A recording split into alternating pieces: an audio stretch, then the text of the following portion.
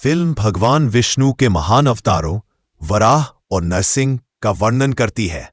वराह एक शक्तिशाली सुअर भूदेवी माता पृथ्वी को असुर राक्षस हिरण्याक्ष से बचाता है। उनकी जीत के बाद कहानी हिरण्यकश्यप हिरण्याक्ष के भाई पर आ जाती है, जिसे वरदान प्राप्त होता है। वह खुद को भगवान घोषित करता है और विष्णु के अनुयायियों पर अत्याचार करता है। प्रहलाद उसका पुत्र और विष्णु का समर्पित अनुयायी अपने पिता की धमकियों के बावजूद वफादार रहता है।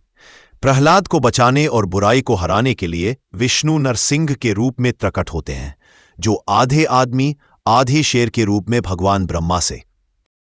ऐसे युग में जब ब्रह्मांड महत्वाकांक्षा और अहंकार के बोझ तले कांप रहा है, हिरण्याक्ष और हिरण्यकश्यप नाम के दो राक्षस भाई स्वर्गलोक, धरतीलोक और पाताल लोक पर विजय पाने के एकमात्र लक्ष्य के साथ उभरे हैं। अपार शक्ति और अंध ज्ञान से युक्त ये दोनों भाई देवताओं और मनुष्यों दोनों में भय पैदा करते हैं और ईश्वरीय व्यवस्था के मूल ढांचे को चुनौती देते हैं। क्रोध और प्रभुत्व की लालसा से प्रेरित होकर छोटा भाई हिरण्याक्ष ब्रह्मांडीय महासागरों में गहराई तक गोता लगाता है और भूदेवी धरती माता का अपहरण कर लेता है, जिससे संसार में अराजकता फैल जाती है।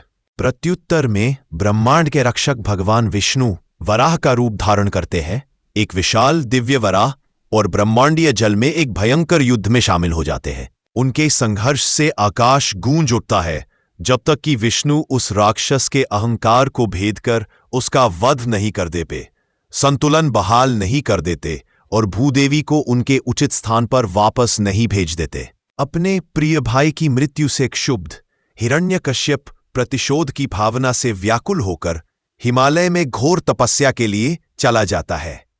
उसकी तपस्या ने ब्रह्मांड को झकझोर दिया और अंततः उसे ब्रह्मा से वरदान प्राप्त हुआ। उसे न तो मनुष्य मार सकता है और न ही पशु। दिन हो या रात, घर के अंदर हो या बाहर, धरती पर हो या आकाश में, न शस्त्र से और न ही हाथ से। अब स्वयं को अजय मानकर हिरण्यकश्यप ने देवताओं के विरुद्ध युद्ध की घोषणा कर दी, उनके राज्यों पर विजय प्राप्त कर ली और स्वयं को ब्रह्मांड का देवता घोषित कर दिया। लेकिन ईश्वर के अपने रहस्यमय तरीके हैं। हिरण्यकश्यप को यह देखकर निराशा हुई कि उसका अपना ही पुत्र प्रहलाद, जो एक सौम्य और बुद्धिमान बालक था, उसे ईश्वर मानने से इनकार कर देता है।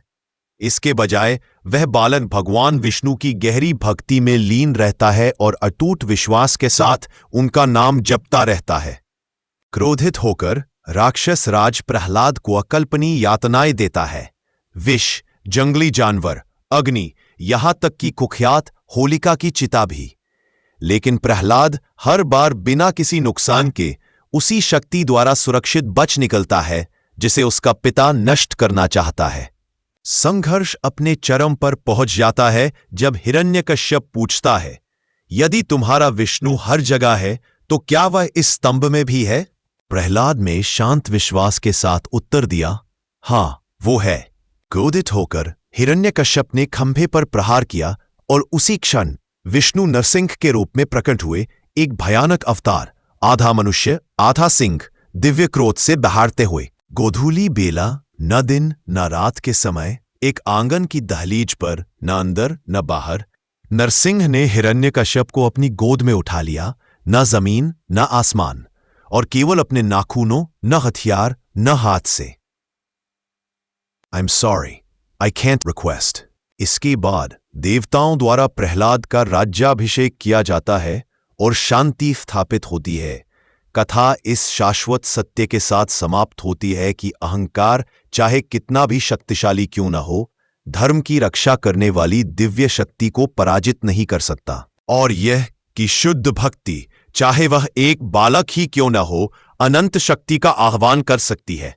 भगवान शंकर और भगवती पार्वती सहित देवताओं और विभिन्न देवताओं सहित आसपास के भक्तगण श्रद्धापूर्वक नरसिंह आरती करने के लिए एकत्रित होते हैं।